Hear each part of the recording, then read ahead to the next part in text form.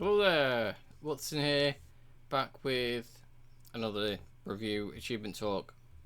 This time it is for Oblivion Remastered, or Elder Scrolls 4 Oblivion Remastered if you want the full title. So, I originally played Oblivion when it came out, nearly 20 years ago now, on the Xbox 360. I played through the entire game, I completed it, I went back for the DLC, completed that. I started it again and played through it multiple times over like the years, and then once the remaster was announced, I jumped back in and decided to complete it again. The achievements didn't change from the original, so it's kind of like pointless really talking about them, but I can like talk about all the guilds and stuff. So yeah, like the first bunch of achievements that you get in the game anyway are story related. They're all related to the main quest. So, as I normally talk about the main story stuff and what I feel about it, we're gonna go through the story now anyway. So, it basically takes place. You start off as a prisoner in one of the Imperial jails, and like the Emperor shows up trying to escape from assassins, and you end up trying to help the Emperor, but he ultimately ends up getting killed and tells you to go and find his illegitimate son, Martin. And it kind of sets off from there. You find Martin, shenanigans happen with the blades, you get various artifacts to go and find Mankar Cameron, get into his paradise, and ultimately leads to the Daedra Lord coming back. I think Mehrunes Dagon, I think, if I recall correctly, is his name. He comes back, Martin turns into Akatosh, defeats Dagon, and ends up sacrificing himself in the process and leaves Cyrodiil without an emperor, and that's basically the story in a nutshell. For the time, it was really good. Like, you couldn't knock it. It's not particularly brilliant now, but it's just one of those where it's like it's your typical like last sort of heir to the throne has to go and stop invasion of bad guys and ultimately sacrifices himself for the country. It's perfectly fine story wise. The music is mostly like atmospheric sort of stuff. It's not anything particularly memorable, but it's nice to just kind of listen. It's kind of relaxing music, so it's okay, I guess. Combat wise, it's definitely dated. The engine nowadays, like, it's not particularly like. It was the same issue with Avowed in that you can't really do a whole lot with that sort of combat. Is first person sort of hack and slash. It's like playing a first person shooter. There's not really much you can do, like combat wise. It feels okay. It feels better than what it did originally. I believe they added sprinting. In my head, felt that it always had sprinting, but apparently I was reading up on it and they added sprinting, so it just shows how much like you forget after not playing a game for like 20 years. But yeah, sprinting was added, so it makes it feel a little bit quicker to get to places, and then obviously you've got fast travel and stuff like that. Going around all the various different places and stuff, like visiting ruins and all that, it's all very much the same. I personally, this playthrough round, just played through for the achievements. I didn't really focus on going to all of the far-flung areas of Cyrodiil and properly exploring everywhere, because I've done it all in the past. There was no reason to do it all again. I am surprised that they didn't add extra achievements in for the Knights of the Nine DLC, which didn't get achievements originally. But I mean, they could have added them in for the remaster, but they went really lazy with the achievements and just kept them exactly the same. So, yeah, I'm gonna go over the sort of different factions rather than the achievements in particular, because they're both the same. I'm not going to show the list because there's not really much point for Oblivion. So the first bunch of achievements I did after the main quest was the Dark Brotherhood. The Dark Brotherhood is by far the strongest of the guild quests that you can do in Cyrodiil. It basically sees you joining the Dark Brotherhood. What happens is, if you murder someone, it gets noticed by the Dark Brotherhood and they show up after you sleep and they're like, yeah, come and join us in Shaden Hall. It's probably wrong. But yeah, you go and visit them and they tell you to go and do like all these elaborate murders for them. There's one in particular that's like, you get locked in a house with a group of people and they're supposedly looking for like a treasure, and you have to murder them without anybody else knowing that you've murdered them, which is pretty cool way of like doing your quest.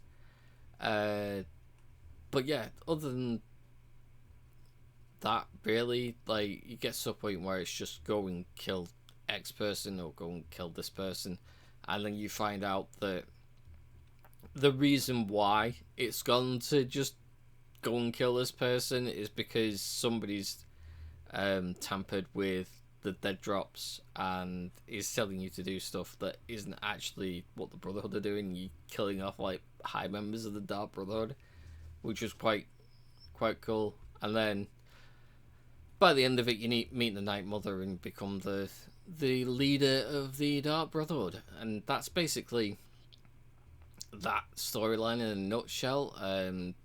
As I said, that's the best one out of the bunch.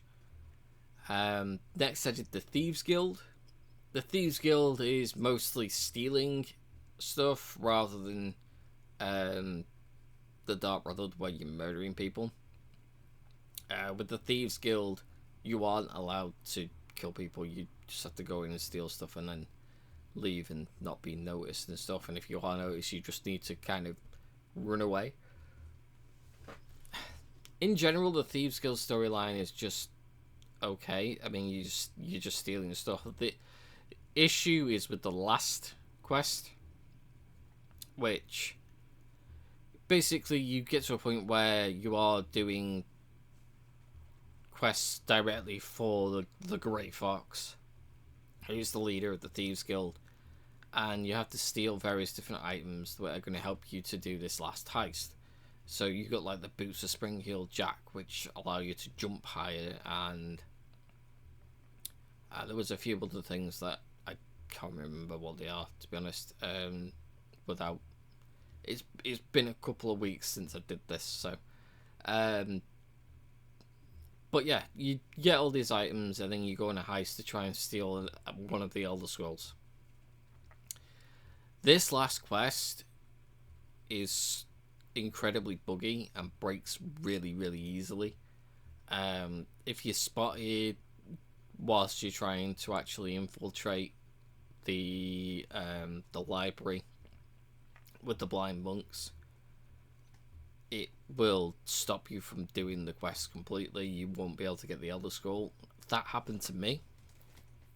When the Let's Play eventually goes up on the channel, you'll see.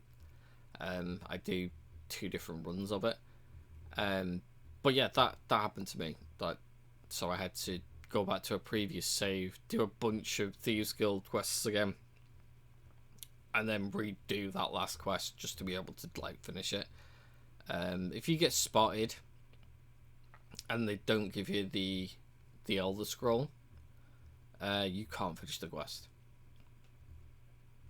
which is an absolute pain. But yeah, generally the Thieves Guild is like it's okay, but that last quest is an absolute pain, and it takes forever to do it as well.